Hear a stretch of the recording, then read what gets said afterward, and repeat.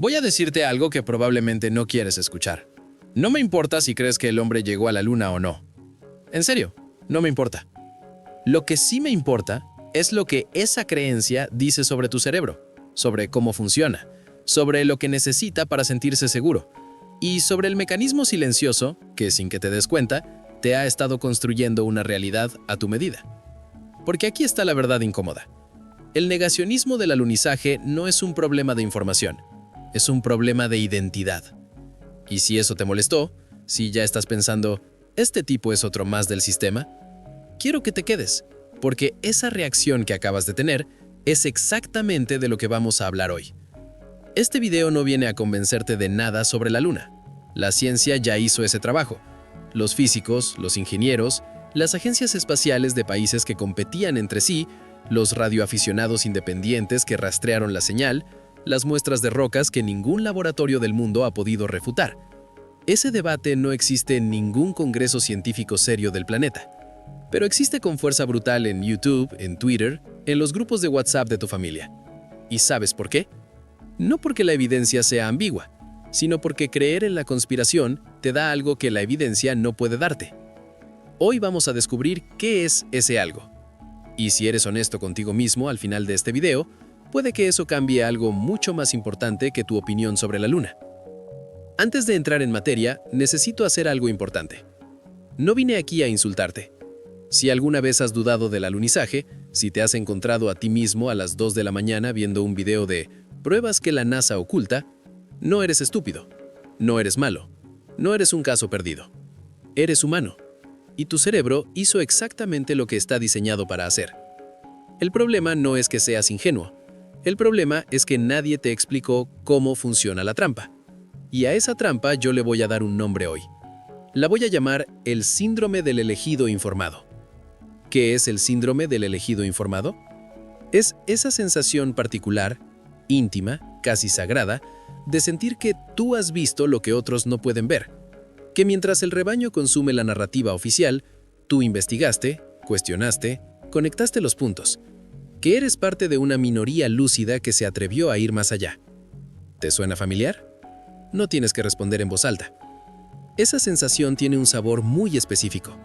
Es una mezcla de superioridad intelectual, pertenencia a un grupo especial y una dosis importante de propósito, como si hubieras encontrado algo que los demás perdieron. Y eso se siente increíblemente bien. El problema no es sentirlo. El problema es cuando ese sentimiento se vuelve más importante que la verdad, cuando proteger esa identidad de el que sabe se convierte en el objetivo real, y la evidencia, cualquier evidencia, pasa a ser el enemigo. Eso es el síndrome del elegido informado. Y le puede pasar a cualquiera. De hecho, en este momento, probablemente te esté ocurriendo en algún tema de tu vida que no es la luna. Permíteme que te cuente cómo funciona realmente tu cerebro cuando busca información. Imagina que tu cerebro es un algoritmo de recomendación. Sí, como el de YouTube, como el de TikTok. ¿Qué hace ese algoritmo? Una sola cosa: optimizar el tiempo que pasas dentro de la plataforma. No la verdad, no tu bienestar, no tu crecimiento, tu tiempo dentro. ¿Y cómo lo logra? Aprendiendo qué contenido te genera una reacción emocional fuerte, qué te hace sentir validado, indignado, especial, parte de algo. Y te da más de eso, más y más y más. Ahora, tu cerebro hace exactamente lo mismo. Desde el momento en que naces, tu cerebro tiene un objetivo primario: mantenerte con vida y dentro del grupo social. Porque durante millones de años, ser expulsado del grupo significaba la muerte. Entonces, tu cerebro aprendió a buscar información que confirme lo que ya crees, porque cambiar de creencia es costoso energéticamente, y porque una creencia compartida con el grupo te mantiene dentro de él. A esto los neurocientíficos lo llaman sesgo de confirmación, y no es un defecto, es una función de supervivencia. Pero aquí viene el giro oscuro. Cuando empezaste a consumir videos alternativos sobre la luna, tu cerebro no evaluó la evidencia de forma neutral. Hizo algo mucho más sofisticado y mucho más peligroso. Encontró un nuevo grupo, un grupo de personas que también habían visto la verdad. Y para mantener tu pertenencia a ese grupo, empezó a rechazar automáticamente toda información que amenazara la cohesión grupal. Así que no fue que encontraste pruebas y llegaste a una conclusión, fue que encontraste un grupo y después buscaste las pruebas que lo justificaran. La dirección es completamente al revés de lo que crees. Eso, en términos técnicos, se llama razonamiento motivado, y es la puerta de entrada a la cámara de eco. Vamos a hablar de ciencia, sin condescendencia, porque esto lo merece. En 1960, el psicólogo Peter Wason realizó un experimento simple pero devastador. Le dio a los participantes una serie de números y les pidió que descubrieran la regla detrás de ellos. La mayoría de los sujetos nunca intentó buscar evidencia que contradijera su hipótesis. Solo buscaron ejemplos que la confirmaran. Wason llamó a esto sesgo de confirmación. Y desde entonces, décadas de investigación han confirmado algo perturbador. Los seres humanos no buscamos la verdad. Buscamos la confirmación de lo que ya creemos. Y cuando encontramos esa confirmación, liberamos dopamina. Sí, dopamina, el mismo neurotransmisor del placer. Tener la razón se siente bien a nivel químico, y estar equivocado activa las mismas regiones cerebrales que el dolor físico. Así que cuando alguien te presenta evidencia que contradice tu creencia sobre la luna, tu cerebro literalmente lo procesa como una amenaza física y responde en consecuencia, atacando, ignorando o descalificando a la fuente. No es mala fe, es neurología. En 2011, el activista digital Eli Pariser publicó un libro que cambiaría la conversación sobre Internet. Lo llamó The Filter Bubble. Su tesis era simple y aterradora. Los algoritmos de las plataformas digitales no nos muestran el mundo. Nos muestran una versión personalizada del mundo diseñada para mantenernos enganchados. Y esa personalización tiene un efecto secundario catastrófico. Nos rodea exclusivamente de voces que confirman lo que ya pensamos, creando lo que se conoce como una cámara de eco. Una cámara de eco no es una conspiración. No es que alguien en un cuarto oscuro decida qué piensas. Es mucho más sutil. Es un sistema que te da lo que quieres hasta que ya no puedes distinguir entre lo que quieres y lo que es verdad. En el contexto del negacionismo del alunizaje, la cámara de eco funciona así. Ves un video que cuestiona la misión Apolo. El algoritmo aprende que ese tipo de contenido te engancha. Te recomienda otro, y otro, y otro. Cada video refuerza el anterior. Cada comentario de aprobación en la sección de abajo refuerza tu sentido de pertenencia al grupo de los que saben.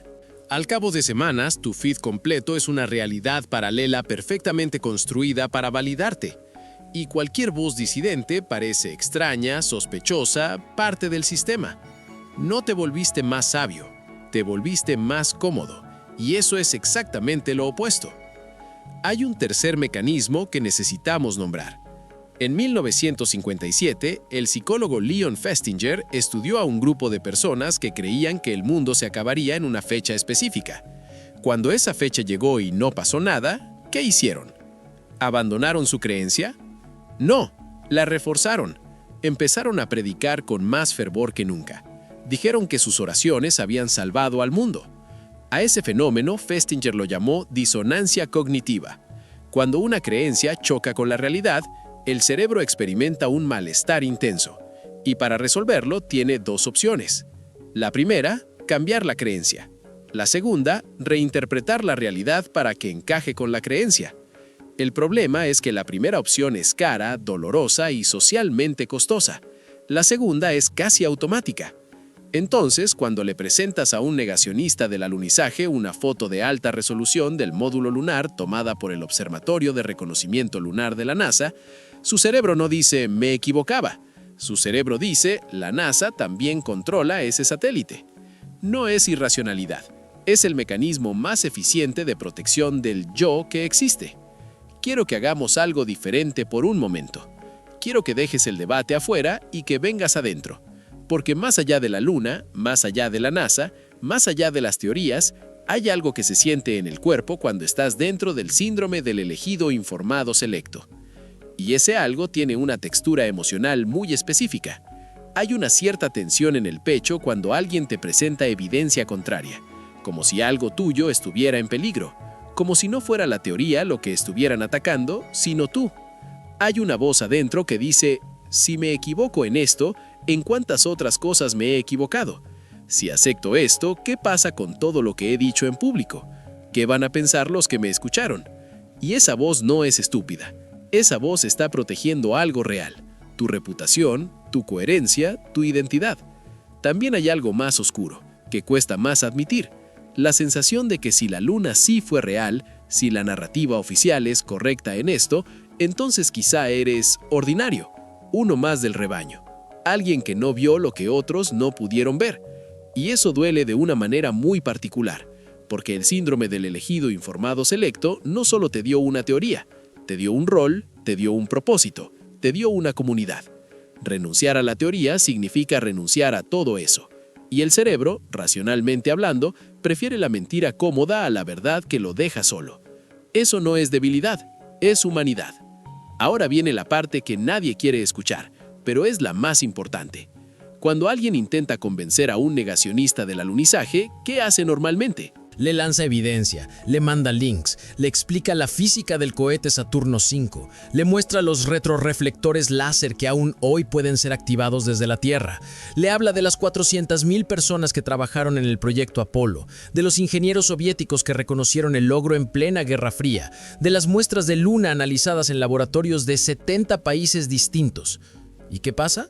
La persona se vuelve más resistente, más convencida de su postura, más desconfiada. Y eso parece paradójico, pero tiene un nombre científico: el efecto backfire. Estudiado por los politólogos Brendan Nyhan y Jason Reifler en 2010, el efecto backfire describe un fenómeno contraintuitivo.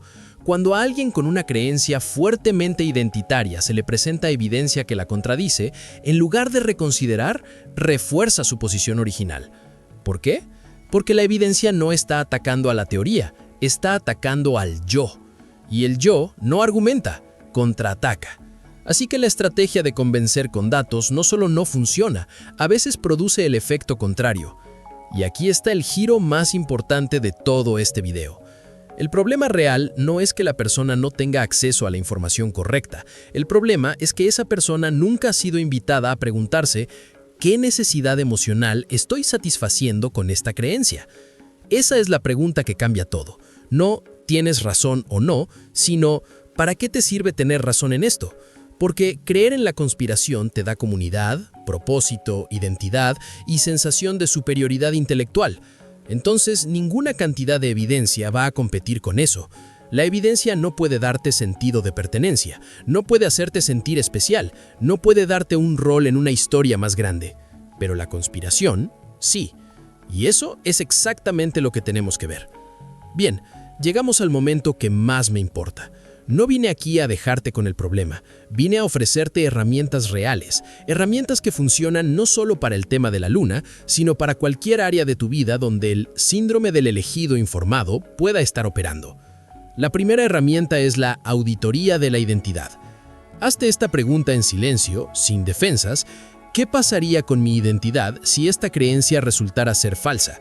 Si la respuesta incluye pérdidas sociales significativas, si implica perder tu rol en un grupo, si te genera miedo a la irrelevancia, entonces esa creencia ya no es solo una opinión, es parte de tu yo. Y eso merece atención, no debate. La auditoría de identidad no es para avergonzarte, es para que veas con claridad dónde termina la teoría y dónde empieza el ego. La segunda herramienta es el experimento de la fuente adversarial. Esto es algo que hacen los buenos periodistas y los buenos científicos. Se llama búsqueda adversarial. En lugar de buscar información que confirme lo que ya crees, busca deliberadamente la mejor versión del argumento contrario, no el más fácil de atacar, el más sólido, el más honesto. En el caso del alunizaje, lee directamente los informes técnicos de la misión Apolo. Busca las refutaciones que hacen físicos y astrónomos, no solo periodistas. Escucha a personas que sean expertas en el tema, no solo en teorías alternativas. Si después de leer lo mejor del otro lado sigue sin convencerte, al menos habrás pensado con más rigor. Y eso ya te hace más libre, no menos. La tercera herramienta: diversifica tu ecosistema de información. Haz un inventario honesto de tu dieta de contenido. ¿Cuántos de los canales que consumes regularmente cuestionan tus creencias actuales? ¿Cuántos te desafían genuinamente? Si la respuesta es ninguno o casi ninguno, no es porque hayas encontrado la verdad, es porque el algoritmo te tiene exactamente donde quiere. Introduce deliberadamente una fuente que piense distinto a ti cada semana, no para cambiar de opinión automáticamente, sino para mantener tu pensamiento en forma. Un músculo que solo se flexiona en una dirección se atrofia. Tu mente funciona igual. La cuarta herramienta es la más profunda y la más transformadora. Encuentra la necesidad debajo de la creencia. Si el síndrome del elegido informado te da comunidad, propósito e identidad, la pregunta no es cómo quitarte la creencia. La pregunta es cómo puedes obtener esas cosas de formas más saludables. ¿Necesitas sentirte especial? Desarrolla una habilidad real. ¿Necesitas comunidad? Busca grupos unidos por hacer cosas, no solo por pensar lo mismo. ¿Necesitas propósito? Encuentra causas donde tu contribución sea verificable y tangible. Cuando las necesidades emocionales están satisfechas de forma sana, la conspiración pierde el poder de atracción. No porque alguien te convenció, sino porque ya no la necesitas. Y la quinta herramienta, practica la tolerancia a estar equivocado. Esta es la más difícil y la más liberadora. Empieza pequeño.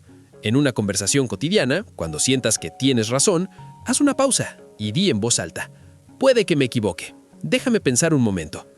No porque siempre estés equivocado, sino para entrenar a tu sistema nervioso a no interpretar el error como una amenaza existencial.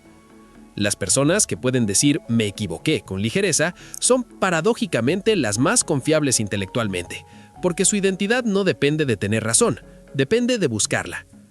Quiero terminar con algo importante. Nada de lo que hemos hablado hoy hace de ti una amada persona. El sesgo de confirmación no es una patología. La cámara de eco no es una condena. El síndrome del elegido informado no es una enfermedad incurable. Son mecanismos evolutivos en un entorno para el que no fuimos diseñados. Un mundo con acceso ilimitado a información, con algoritmos que optimizan tu atención y con identidades fragmentadas que buscan desesperadamente algo a qué aferrarse. Todos, absolutamente todos, estamos navegando esto sin manual. Yo también tengo sesgos que no veo. Tú también tienes creencias que sirven a tu ego más que a la verdad. Y eso no nos hace hipócritas. Nos hace humanos en un momento histórico extraordinariamente complejo. La diferencia no está en no tener sesgos. La diferencia está en saber que los tienes y en cultivar la humildad intelectual suficiente para dejar que la realidad te sorprenda. Porque al final, la mayor señal de inteligencia no es tener siempre la razón. Es poder decir con genuina tranquilidad: no lo sé, voy a seguir investigando. Y si me equivoqué, está bien. La luna llegó o no llegó. Pero tú tienes la oportunidad de llegar a la mejor versión de tu pensamiento. Y eso, a diferencia del alunizaje, depende completamente de ti. Eso es todo por hoy. Si este video te hizo pensar, te incomodó un poco o te dio herramientas reales, considera que eso fue exactamente lo que buscaba. No vine a darte la razón, vine a hacerte preguntas que valieran la pena. Si quieres seguir en ese camino, suscríbete al canal. Aquí hablamos de psicología, pensamiento crítico y desarrollo personal sin motivación barata, sin fórmulas mágicas y sin condescendencia. Solo ciencia, honestidad y respeto por tu inteligencia. Nos vemos en el siguiente video. Cuídate mucho.